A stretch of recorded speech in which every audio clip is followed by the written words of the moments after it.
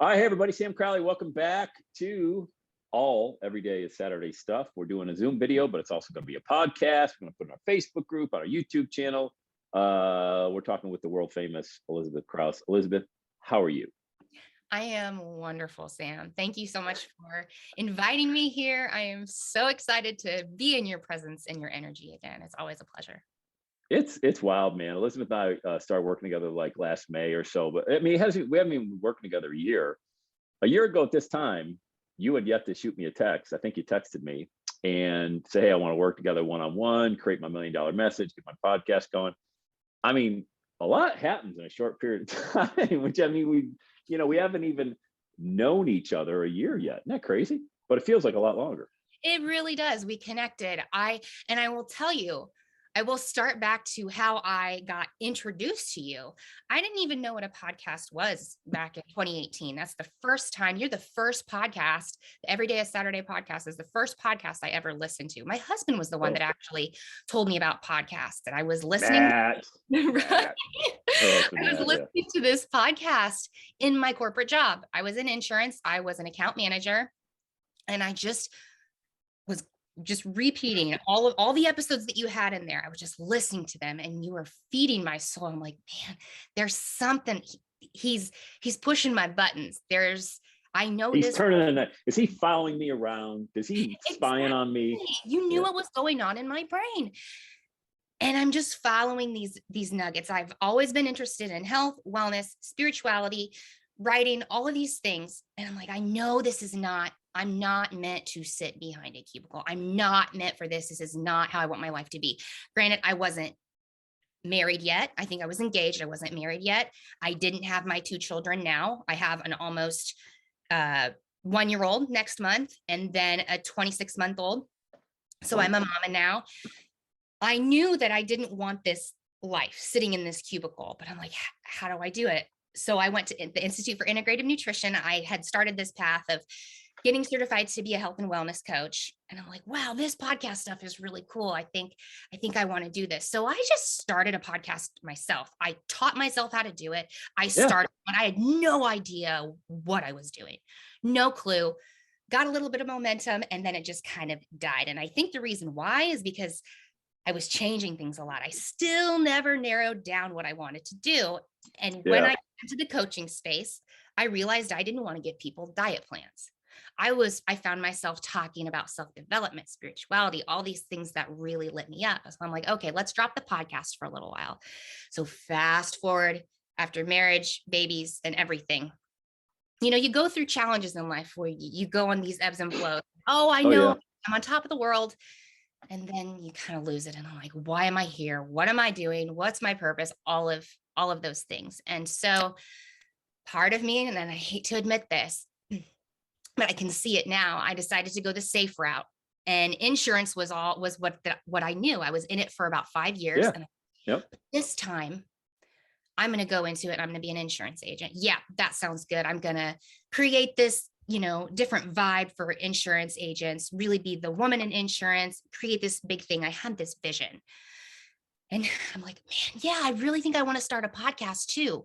I already know how to do it. Yeah, insurance podcast. Why not? Do it all. Exactly. But I'm like, I don't want my podcast to be about insurance. Like, the signs are already there. I don't want my podcast to be about insurance. I want it to be about empowering other women and talking about the entrepreneurship journey and bringing people in when I'm starting that journey. So your name popped up in my head again. I thought about you, and I'm like, I need to save time. I need to reach out to Sam because I don't have my ideas narrowed down yet. And I want to start a podcast again. I know I want to be consistent with it, but I need to save time. You know how to do that. I'm still time listening to your podcast, listening to what you offer, really vibing with what you're putting out there. And I'm like, okay, I'm ready. Sam, let's do this. You helped me narrow things down. I started doing my podcasting. You built that for me in the back end, and I'm just creating content. And the thing that I realized as we were working together, that I'm like, hey, I'm loving this podcasting thing more than I'm actually loving this insurance life. Parts of it I do love. I realized from that. So what I realized is that nothing that we do in our life is an accident. Like, things lead us to the next thing, right? And so what I realized from being an insurance agent was I loved communicating and connecting with people.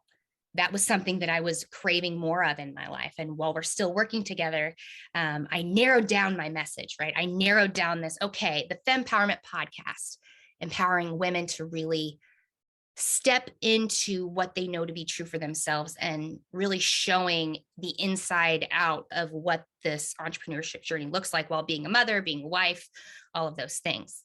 And so then taking the podcasting or taking the insurance aside, like, man, I love this podcasting even more. I don't really want to talk about um, building a business anymore. And I had it on point, right? The message was there and I felt so incredibly good about it. We narrowed it down. But as you Yep. and I are continuing to work together, I was still questioning. And this is the thing that I'm like, thank you, Sam, because I realized that the thing that I've always loved and have been so passionate about has been right in front of me. And I just thought it didn't matter because it came so easy to me. And that was writing. Yeah. I loved writing. And so I started just seeing what that looked like. And, we stopped working together, but I feel like towards the end of that, it's like things are shifting and I feel Yeah. like I'm in a different way, in a different state to when we first started working together. And Yeah. without working together and really talking through things and seeing what my gifts, what my strengths are, I never would have figured that out. Or maybe I would have, but it would have taken me a lot longer to get there. So Yeah. So let's hit a timeout because you shared a ton of information right there. yeah, Okay. From when we first started working yeah, together to we started this podcast and it was called we had brainstormed. So the way it works with clients is we have a kickoff call. And on that kickoff call, we may or may not come up with the title of the podcast. We may say, all right, well, let's regroup for a few days and come back on another Zoom call and go back and forth on email, Boxer, text messaging, whatever it was. And we came up with the name Fempowerment, which was a pretty cool name, female empowerment, tailored towards the female audience and really to empower them to go after what I would consider in layman's terms, your best life. But Elizabeth does a much better job of describing that, like she said earlier. But then here's the reality of it, though. Like any entrepreneurial journey, any mess to people are freaked out because they're like, I don't know what to talk about. I don't know what to talk about. And while I would say don't ever pick up a microphone unless you're clear on what you're saying, I would say take a step back from that. Don't pick up a microphone unless you're clear on who you're talking to. You yeah, know, because I mean, you're not going to share that message with 20-year-old guys or 65-year-old men. I mean, it's not a good target audience. But what happened was you started podcasting. You were doing a great job recording. You're getting downloads of your podcast from different states in the US and different countries around the world. But then it just still, after we were done coaching, we worked together for 60 days. You're like, great, I got momentum. This is awesome. I'm going to go. But then you Voxered me and I said, hey, I'm going. I think this was when I golfed one time in Indiana. I said, I'll call you on my way to golf. Now we weren't working together, but I'm like, I'll still call you yeah. because I want to get you unstuck. And so the long story short, but I want you to dive into it. You stopped the Fempowerment podcast. And when we had that phone call, see, this is the power of a mastermind. Like, this is what happens when two people, one person has momentum, that's you. Another person looks down from the press box while you're playing the game on the field down there and says, okay, I see where you're going. I see the play you're trying to call. Maybe let's go in this direction. What was the new, like, audible that you called on the field? You're like, all right, I'm not going to go to this Fempowerment thing. I'm going to go over there. What did you then create and why did you create it? Ooh, okay. So during this time, podcasting was really important to me. And I'm like, there's something to this. I want to get out of the insurance industry. What is it? So it was the writing piece. And I was just thinking Yeah. about that even more after we stopped working together. The writing piece, what is it? And I'm like, wait a minute, writing has been a part of me my whole entire life through losing my father to cancer when I was young, Yeah. Yep. um, leaving my ex-partner, a terrible marriage, and doing all of this work. Like, writing has been the piece to this and sharing my message.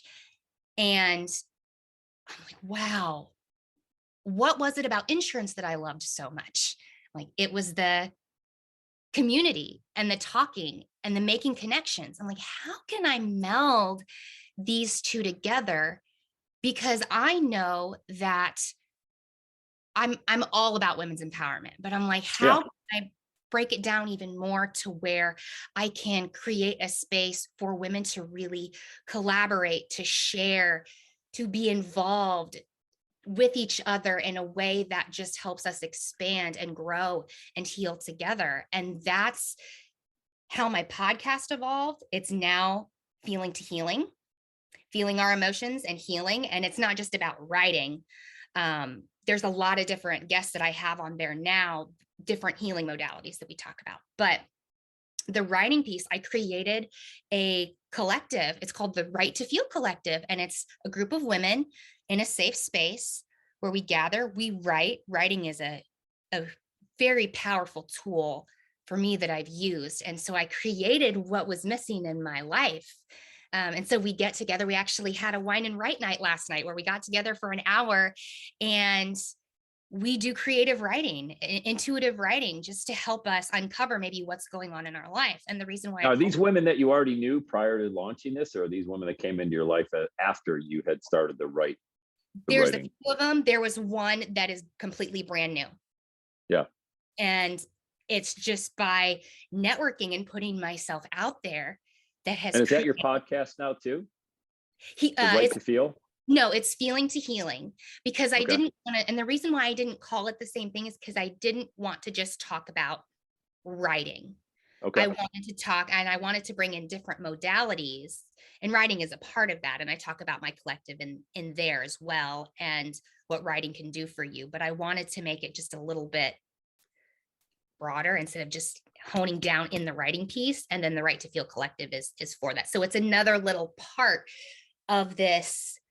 There's the scope of all these women listening to the podcast and getting things out of it. But then there's that piece of women who maybe want to dabble in writing, right? Yeah. Or they Yeah. already do some form of that and they want to be a part of this other piece up here that's a part of this whole thing that I've created in this safe space specifically for women who love to write and gather and heal and just be a support system for each other. Because my whole goal with all this is to not put me on top of everybody, because I'm going through things now, but the point of all of this is just to bring people along the journey together. And I feel like the more vulnerable that I can be on my podcast and talking about these things, Yeah. it can really help people uncover for themselves. Okay, it's okay to talk a little bit about what's going on in my journey, because we're all human, right? And Mhm. it's kind of taking down this mask and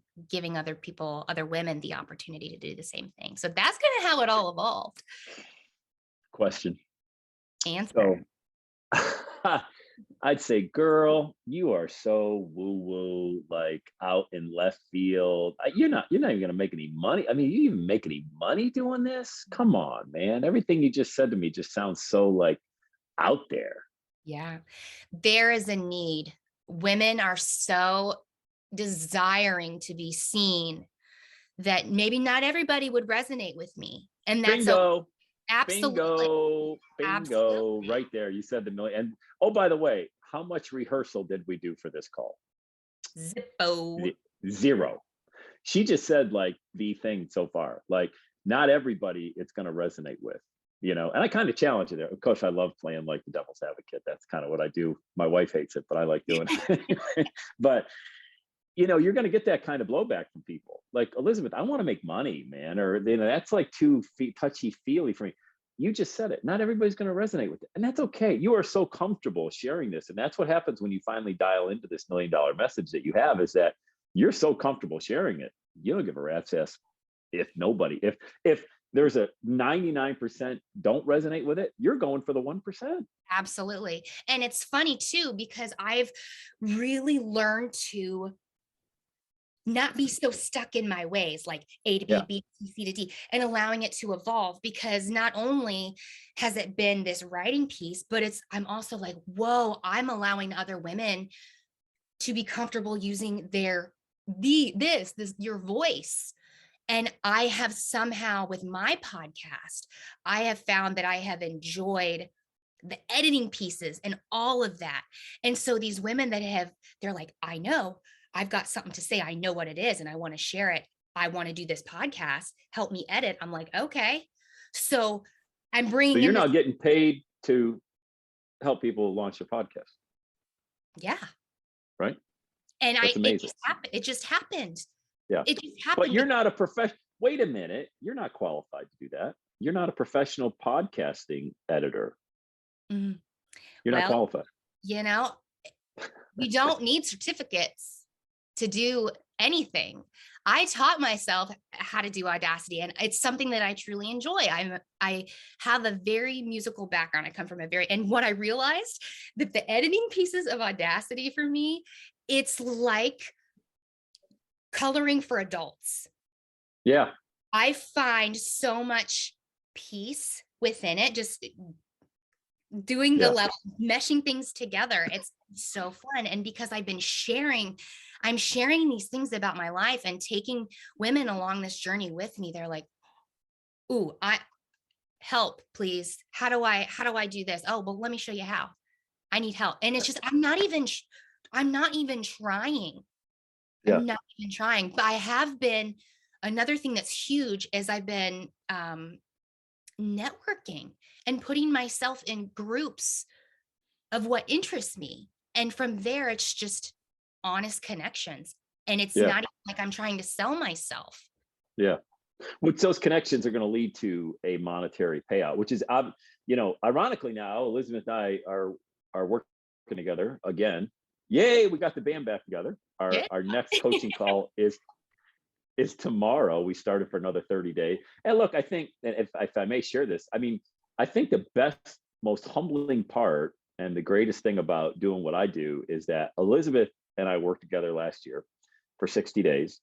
And then her husband hired me back in the fall. So I met Matt because they live in Indianapolis. I live in Cincinnati, so they're 2 hours away. I said, "Hey Matt, let's grab breakfast." But I feel horrible because I never offered Elizabeth that. But I said, I made you "You know feel what? better about that too. I I boxed you. know, I was like, hey. I know, I did do that, but I'd still meet you for breakfast." And then so Matt, I coached her husband. We worked together for 30 or 60 days, and now Elizabeth is back. So if you ever want to kind of do a check-in on how you're doing or what kind of ethics you have, a wife recommends you to her husband, and then you work with a husband, and then the wife, the spouse, also brings you back into the fold. So I'm excited to be working with you again. I just think it's amazing that this whole evolution happened in less than 9 months or so, and now that I would say, what was your confidence back a year ago about sharing any message to a stranger? And what's your confidence now as you network, like you just said, you drop into these different groups and talk to people? I think if somebody were to ask me what I do, I would just be like, I don't know. And so that's why I Yeah. knew it was going to be like that before you and I Yeah. actually started to work together. And then it's just that energy, the masterminding. And then one thing leads to another, and just allowing yourself to let things evolve and not being so rigid and strict with yourself, and Yeah. allowing yourself to transform in different ways. You, it's going And to look, be so much better than what you could ever imagine. yeah, when you have that kind of confidence, because so much comes when people want to talk about the money. Look, the money always comes. It always comes to people that add value. When I work with Matt, I just asked Elizabeth offline, "How's Matt doing?" She just shared with me this new venture he's doing. It's like, this guy is got mad momentum. One of the most intense guys I've ever met, by the way, in my life. But he's one of the coolest guys, and he's got all these amazing ideas. And when you got the momentum like her husband has, man, the money always finds you. Matt wasn't concerned about that. Matt was concerned about, he wanted to figure out a way also to communicate in an effective manner what he does and how he does it, and someone to hold him accountable to do it. And I give him a lot of credit. He didn't have to hire a coach. He didn't have to look out for a mentor, and neither did you. But when you start thinking about, all right, I've got the confidence, I've got this great message, I know exactly why I'm here. My God, when you start putting content together around those three pillars, the value that you're going to deliver to the end user is absolutely amazing, whether it's a podcast, a YouTube channel, so where do you see yourself, Elizabeth? By the way, you have two children under the age of 3? Yeah. So my son is going to turn 1 in February, and then I have a 26-month-old daughter. So they are 15 months apart. Yeah. So, I mean, we were doing coaching calls with your son on your lap in your garage. Yes. True? Yeah. I mean, With my daughter. Yes. Yep. oh, with your daughter. Yeah. Okay. It was your No, daughter. I'm sorry. man, everything's running together. Just being a Yeah. mom. Yes. One of them we were. Yes. That's my point. That's my point. You would show up in your garage at 9 in the morning with a toddler on your knee. All right. Doesn't matter which one it was. Okay. But that's what we did in order to have a coaching call. And that's what you did in order to show up, because that's how much you wanted to understand what your message was and how to convey it and how to articulate it. So now that we're working together, this time around, it's going to be, okay, we're going to put together your pricing programs, and we're going to make it easy for people to pay you. Yeah. And it's really that simple. And there's nothing complicated about that. So when we're done working together, you will have pricing program. And by the way, this is an opportunity for you to maximize what you get paid, which simply means don't ever leave money on the table, because the value that you provide, you have to believe in that pain point that somebody really wants to get from point A to point B. So let me ask you a question. What would be your client's pain point right now, Elizabeth? What would be like point A? In my business is I'm stuck. I'm not quite sure how to convey my message, and I don't know how to make money with a message, by the way. So that's getting them out of pain. What would be that point A for your ideal client? Like the best client that would ever show up on your calendar? I think there's a couple of them, because there's my collective. So that pain would be, I want a space where I can feel seen, community. I want to write. I want to be able to use my creativity to express all of these things, to just show up, to learn more about myself, all those things. The pain point for the podcasting, and they can meld, because maybe somebody in there wants to really say, hey, I want to start a podcast, and this is what I want to say. Most creatives do want to start a podcast, by the way. Yeah. It's, I don't know what I'm doing. And I remember feeling like that at the very beginning, in 2018.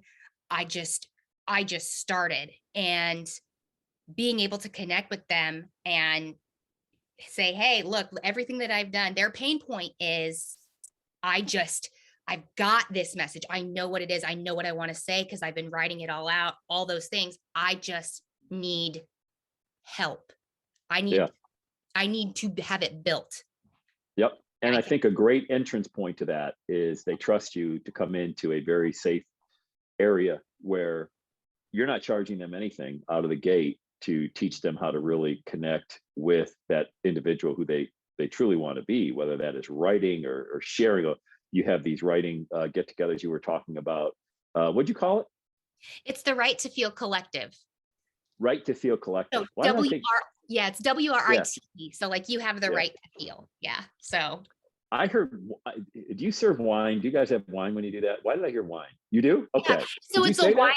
Yeah. It's a wine and right night. Wine and right night. Yeah. So I'm trying to like work my way into moderate wine drinking, and I'm thinking, my God, did I hear her say wine? Because if not, I have got to go see somebody. Yeah. Okay, good. So you did say that. All right, good. Mm-hmm. All right, good. Yeah. So when you get these individuals together, whether it's virtually or in person, and you get this right to collective, and you get this real great creative energy going, they're going to pay you. Mm-hmm. And it's not like you're doing something like, bait and switch. Mm-hmm. People will eventually pay individuals that they trust. Okay. And when you first reach out to someone, like when I have someone book a call on my calendar, we're dating. Okay. Whether it's Joe or Jane, it doesn't matter to me. I'm not coming out of the gate leading with my coaching program. I didn't do that with you. I do 25 minutes of listening. In the last 5 minutes, say, hey, I think I can help you. If I can't, I'll tell you I can't, but I think I can. Would you mind with me if I share with you a couple different options we have to work together? That was it. That was the extent of my pitch. True? Like that was all I said. Yeah. I've got 2 options. I think I can help you. Would you mind if I share with you that? Yeah, sure. I mean, at that point, you've listened for 25 minutes on a 30-minute call. Of course, they're going to let you share that. And so with what you do, Elizabeth, and what we'll be working on over the next 30 days, same thing. Hey, Mary, I loved getting together last night. for example, if you reached out to Mary via email or Facebook Messenger or anything like that, thank you so much for sharing about that. I think there's an opportunity for me to help you take that idea and move it forward. Would you like to jump on a call? Sure. Mhm. Mary jumps on the call. You're still just dating. It's not like, Mary, I got a great product to sell you, you know? And then after that initial dating phase, you just simply, hey, is it, I think I can help you with this. Mhm. And the reason I believe I can't, and it's got to be sincere. It can't be like this, like sales closing thing. It's got to be sincere because you repeat back to them a couple of things that you took a couple of notes on about what they said that really resonated with you. And with you, Elizabeth, it was easy. I think I can help you launch this podcast. Not only that, I think I can help you market this podcast and gain a lot of clarity around the message. And the beauty of it is, after we were done working together, we still jumped on at least 2 calls that I remember to help you continue to try to gain clarity on what that message is. Now, that's the over delivering part that I recommend every coach, every consultant do. You know, it's not like, oh, we're not working together, you can't call me anymore. That's BS, you know. So I'm super excited for a lot of reasons. Number one, how far you've come. Oh my God. That's amazing with your message and how it's evolved, that we're going to be working together now for another 30 to 60 days. That's amazing.